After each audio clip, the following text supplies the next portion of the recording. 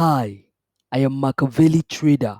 Welcome to this Bitcoin analysis and educational video on understanding the current price action life cycle of Bitcoin. Now, if you've been following me, I have been saying that my target remained 54k to 60k zone. But with the way price has been going back and forth, I know a lot of people are worried if they should still be holding on or sell their Bitcoin. Now, if you've not subscribed, do subscribe because all my videos, all my analysis are actually multiple time frame and I post every weekend new fresh analysis while I update them during the week because I'm very busy, so I try as much as possible to keep you updated on what to expect during the week, or when there is a sudden change in price I update the post. So a continuation of my last post. In this video, it's going to be a little bit more educating because I'll be explaining price action and price life cycle. Now, if you follow me, you know I'm not a fan of indicator. I'm a purely price action trader. All my decisions, my analysis are all based on candlesticks moves, market structure, and not just that. Sometimes I give myself the luxury of the EMA, just for confirmation of what the price action is telling me. But my decisions are not strictly based on EMA.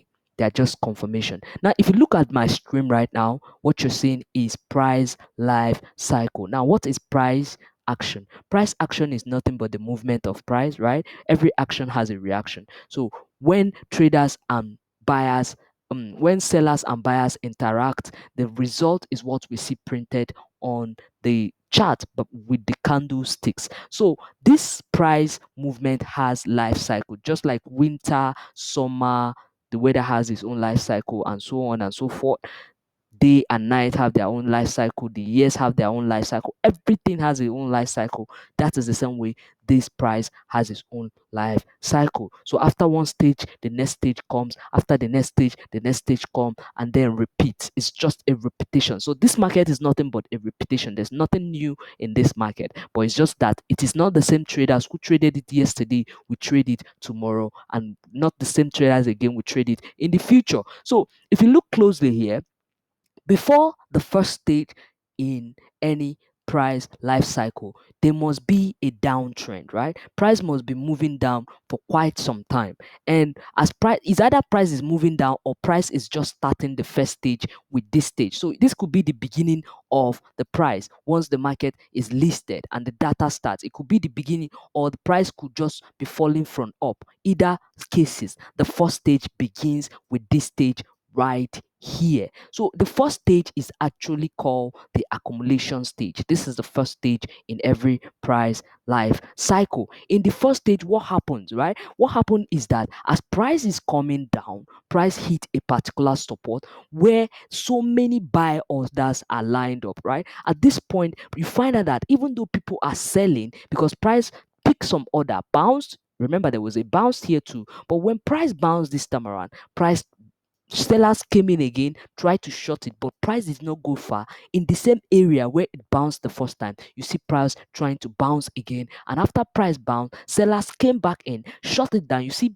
sellers and buyers are in kind of like equilibrium, and price is going sideways because they are trying to sellers are trying to say we want to sell more. Buyers are saying enough is enough. We think you have had enough. We need to buy more. So there's a little kind of disagreement between them, and this will put Christ to get stuck in one position by something called resistance and something below it called support, right? So these two things start acting as support. These two barriers start acting as support and resistance, leading to sideways move. Now, at some point, you see this stage one, you see there will be a break of the support, right? So this is also what is known as a spring, right? A spring is the break of a strong support, acting as a support for a long time, but at a point it gets broken. Now, when this happens, just know that the bulls are getting ready to start moving, because what you're seeing here is mostly caused by institutions who are trying to hunt stop losses that are here, because it is them who shot and broke this support. We still end up breaking this support, right?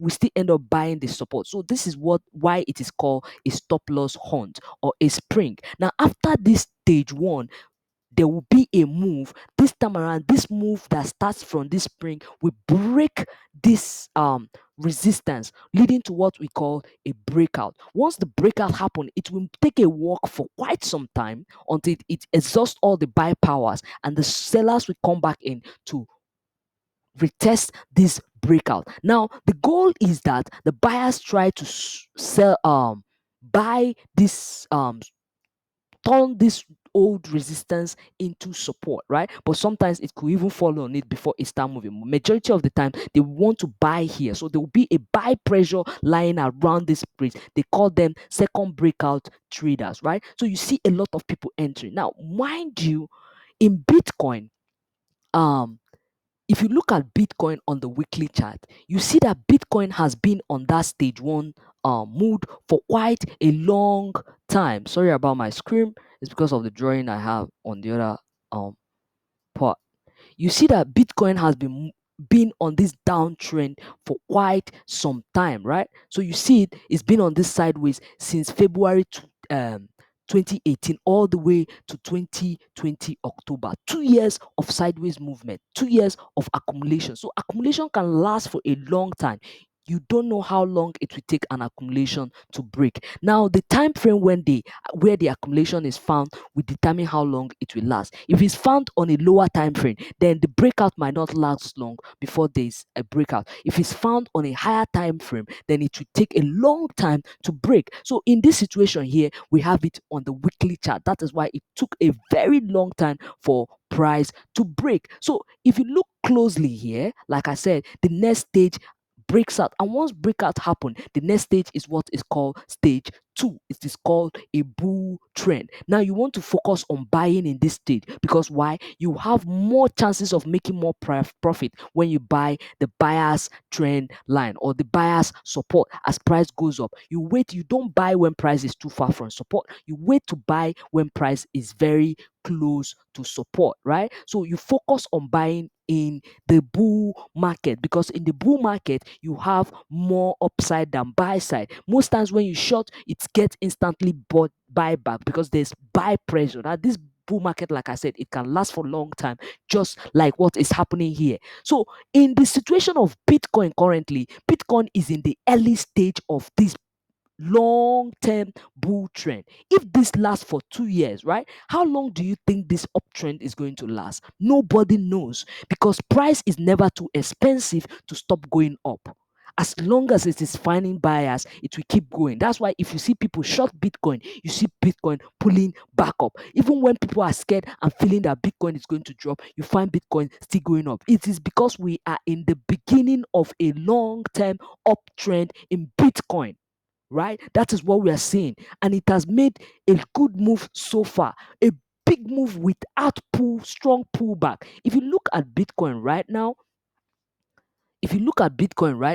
you find out that the only good pullback we've seen in Bitcoin is just of recent. Just look at this. This is the weekly chart. You see this strong pressure that was put to the upside. And you can see that even those who shorted this market, except they are daily traders, if they are investors shorting this market, they will likely not enjoy their money, because they will likely be losing money by now, because the price has been bought right back up. So if you understand the market structure, you understand why it is important to focus on buying. So instead of worrying if you're supposed to sell, you should be worrying about buying.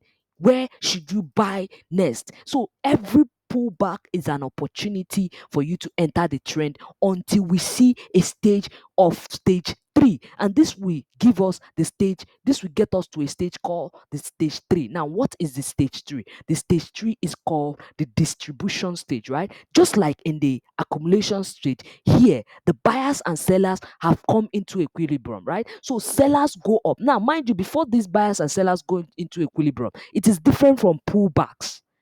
Pullbacks are different, right? Pullbacks comes back and get back by pressure that pushes it above the last high, right? It pulls back, make higher low, it get another buy pressure. And if you look closely, that is what Bitcoin has been doing, right?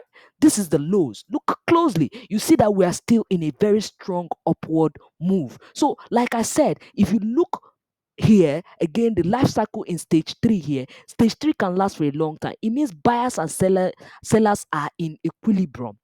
There is no more much people who are willing to buy price at this stage, right? At the same time, there's a lot of people who are either taking profit or shorting the market. You can never tell when a trader is going to take a profit. So you can never conclude that because yesterday people took profit here, you are expecting them to actually take profit the same zone. Sometimes it comes to the middle, it stops here and go back again. Sometimes it comes, it won't hit support, it will jump it and come. Did you understand? So sometimes if this is support and resistance, you see a situation whereby things like this will be happening, right? Sometimes it also happens in even the accumulation zone, right? Depending on the buy pressure, right? You see things like this happening, right? And then up it breaks, right? Something like that sometimes, or it will break to the downside, right? So these are the kind of, if it's in accumulation stage, it will break to the upside. If it's in distribution stage, it will break to the downside. So you will see something, price was moving up, it hit resistance, then buyers and sellers are in another equilibrium, trying to fight each other, right? Trying to fight each other, right?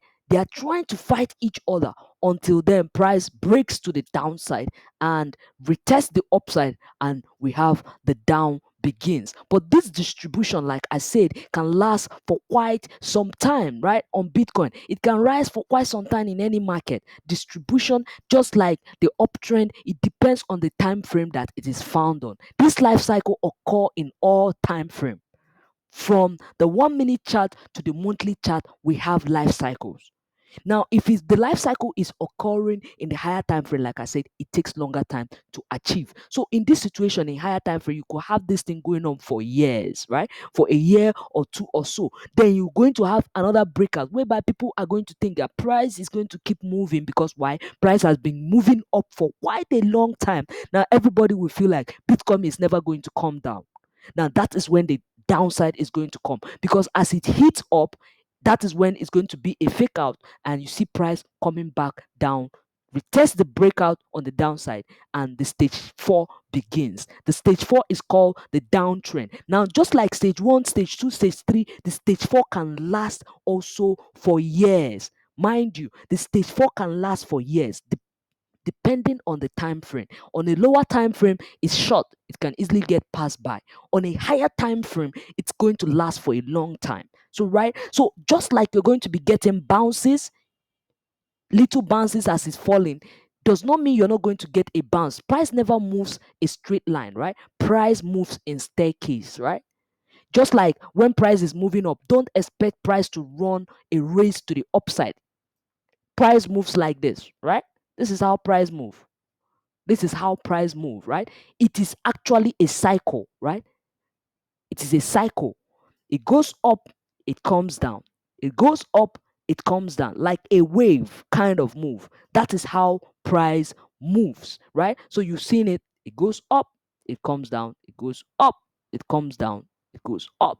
But because our trend line is here, you're going to have, in this situation here, you're going to have your buyer's line below, your seller's line above, in the case of the bull trend. In a case of downtrend, you're going to have the seller's line above and the buyer's line below. So you're going to be selling this each time the bounce come, you're going to be selling, right? You're going to focus 100 on sell. In a stage 4 situation, you're going to focus on stay and sell. In a stage 2, you're going to focus on buy. Stage 3 and stage 1 is a point whereby you want to be the observer, you want to monitor the market. Now this, like I said, is in all time frame, which means you can use it in any time frame and it's going to work perfectly based on your trading plan. Now if you look, let's now take this, we have 6 minutes remaining to actually analyze the market and see what we are seeing here in the market. I am going to be looking at the 4 hours chart, right? I'm going to be looking at the 4 hours chart. So we're going to be doing strictly price action analysis, like I said. So what we have here is we see price stuck in two areas, right? This is the resistance, this is the seller's area. So we have here as the seller's area, right?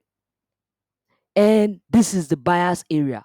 But one thing you must know, because the trend is on the bull side, you're going to likely see a continuation, an equal move, a measured move from this breakout. Because if you look closely, the same thing happened here, right? This is where the breakout took place. So we're going to have a measured move to the upside again, just like it happened there. So if I take my arrow and I measure the move right here, you see why I have been insisting on the 54k to 60k resistance area, right? So if I take the move and I say we're going to have a breakout here, right?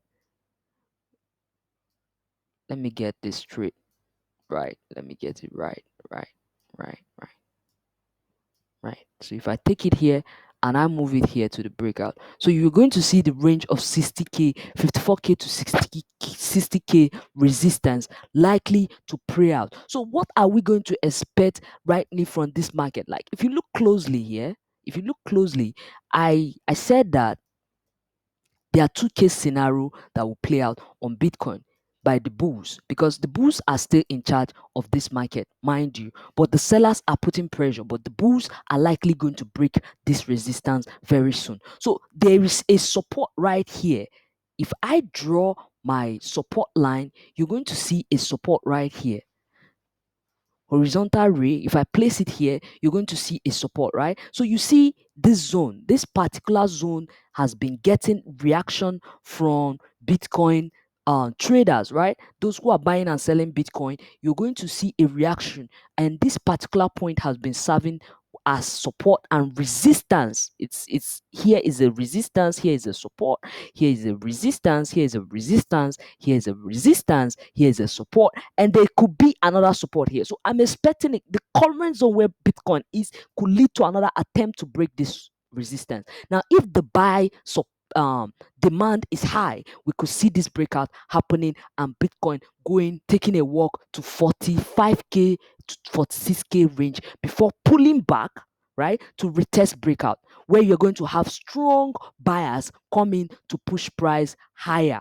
right? That is the first case scenario, right? Now the second case scenario is if this current zone, this current support is not so strong because there is no enough demand at this support, it is likely is going to attempt then make a lower high, then break down, right? It will make a lower high than this high, then it will break down to this particular point, right? So you want to be very careful about this particular zone. This zone, you have to be very careful because now the bulls and the bears are in a strong drag. Remember, I said this is a war. For the past 3 weeks, I've been posting about this, that the bulls are going to win the war. So you want to wait, that make sure that the bulls break this before you enter. So there are two chances of entering right here, which is very risky. If there was a fake out, it will drop down. So you want to allow it make that move and come back and take the entry on the retest. So around this, like I said here, I said around 54k, 38k to 200, all the way to